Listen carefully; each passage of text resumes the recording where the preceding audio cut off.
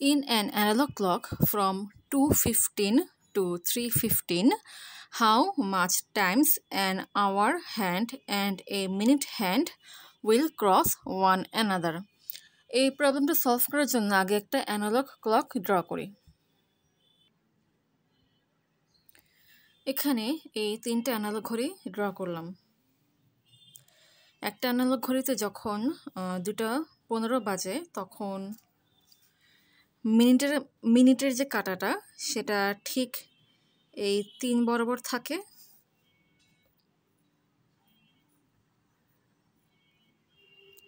আর যে ঘন্টার কাঁটাটা সেটা 2 থেকে সামান্য একটু নিচে থাকে।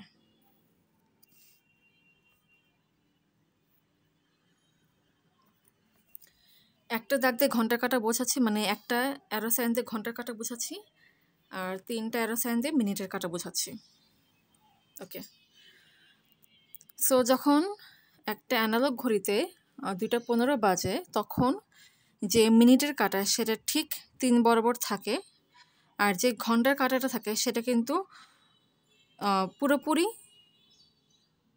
একদম পুরো 2 বরাবর থাকে না, সেটা থেকে সামান্য নিচে থাকে, সামান্য নিচে। এই অবস্থায় যে মিনিটের কাঁটা সেটা কিন্তু ঘন্টার কাঁটার নিচে আছে। এখন যখন 3টা বাজবে তখন কিন্তু এই যে মিনিটের কাঁটাটা সেই সবগুলো ঘরকে অতিক্রম করে তারপর এই 12 বরাবর আসবে। তো সেই ফিগারটি একটু ড্র করছি। যখন 3টা বাজবে তখন মিনিটের কাঁটাটা ঠিক 12 বরাবর থাকবে।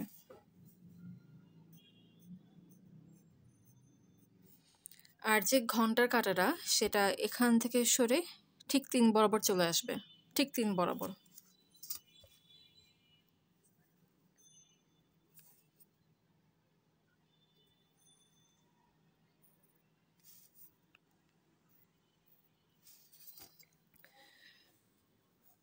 এই ফিগার থেকে আসতে আবারও বলছি, মানে এই সময় থেকে এই সময় হতে মিনিটের কাঁটা এবং ঘন্টার কাঁটা কেউ কিন্তু কাউকে ক্রস করেনি। কারণ এই ফিগারে ভালো করে লক্ষ্য করো, এখানে কিন্তু মিনিটের কাঁটাটা আগে থেকেই ঘন্টার কাঁটার নিচে ছিল। পরবর্তীতে যখন 3টা বাজে তখন মিনিটের কাঁটা এই সবগুলো সংখ্যা কিংবা ঘর কিংবা পয়েন্ট অতিক্রম করে ঠিক 12 বরাবর আসে, ঠিক 12 বরাবর আসে। আর যতক্ষণে মিনিটের কাঁটাটা এই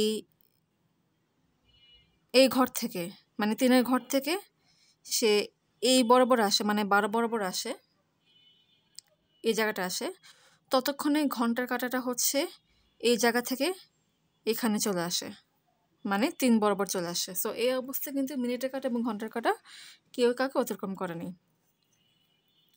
এখন যখন 3:15 বাজবে কিংবা যখন 3:15 বাজবে তখন কিন্তু এই মিনিটের কাঁটাটা এখানে থাকবে না, সে তখন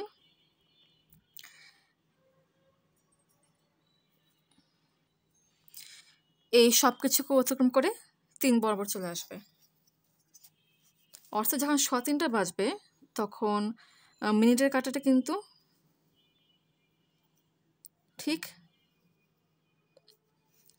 3 বরাবর থাকবে।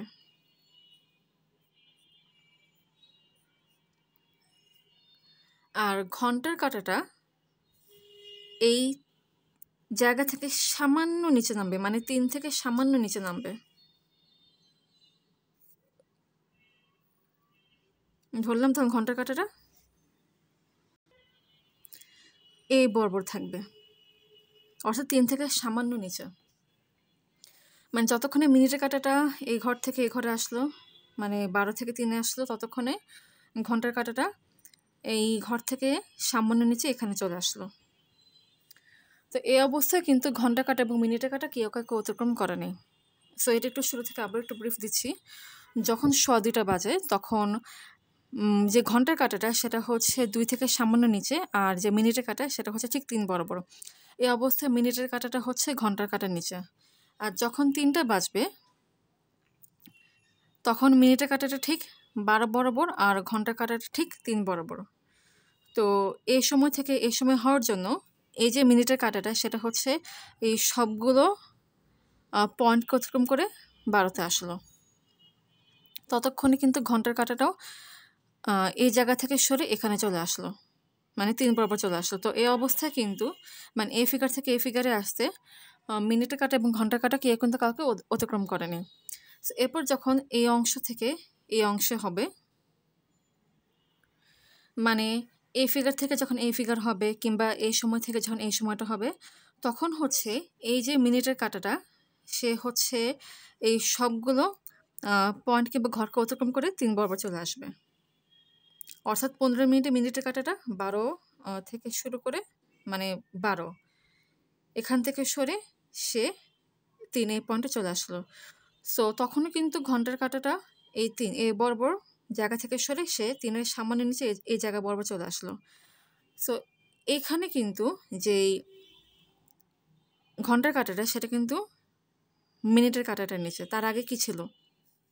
তার আগে কিন্তু এই যে মিনিটের কাঁটাটা সেটা কিন্তু ঘন্টার কাঁটাটার উপরে ছিল, মানে 90 ডিগ্রি অ্যাঙ্গেল করেছিল তারা পরস্পরের সাথে। এই ফিগারে এই যে মিনিটের কাঁটা সেটা হচ্ছে ঘন্টার কাঁটার আগে। এখন এই ফিগার থেকে এই ফিগারে দেখা যাচ্ছে যে মিনিটের কাঁটাটা কিন্তু এখনও ঘন্টার কাঁটার আগেই আছে। সো এই অ্যানালাইসিস থেকে বলা যায় কিংবা ফিগারগুলো দেখলে বলা যায় যে 2:00 থেকে 3:00 হতে মিনিটের কাঁটা এবং ঘন্টার কাঁটা কেউ কিন্তু একে অপরকে অতিক্রম করবে না। বা যদি কোয়েশ্চেন এটা বলতো যে 3:20 মিনিট পর্যন্ত ঘড়ির কাঁটা এবং মিনিটের কাঁটা কয়বার একে অপরকে অতিক্রম করবে, মানে 2:00 থেকে 3:20 মিনিট পর্যন্ত ঘড়ির কাঁটা এবং মিনিটের কাঁটা কয়বার একে অপরকে অতিক্রম করবে, যদি কোয়েশ্চেন এটা বলতো তখন কিন্তু এরা একজন একজনকে একবার অতিক্রম করতে পারতো। বাট কোয়েশ্চেন কিন্তু সেটা বলেনি। দ্যাটস ওয়াই যে কোয়েশ্চেনটা দিয়েছে সেই কোয়েশ্চেনের অনুযায়ী ঘড়ির কাঁটা এবং মিনিটের কাঁটা কেউ কাউকে অতিক্রম করবে না। এই অবস্থায় মিনিটের কাঁটা ঘন্টার কাঁটার নিচে, এই অবস্থায় মিনিটের কাঁটা ঘন্টার কাঁটার উপরে, এখানে মিনিটের কাঁটাটা ঘন্টার কাঁটার উপরে। সো 2:00 থেকে 3:00 হতে মিনিটের কাঁটা এবং ঘন্টার কাঁটা কেউ কাউকে একে অপরকে অতিক্রম করবে না। সো এখানে অ্যান্সার হচ্ছে 0,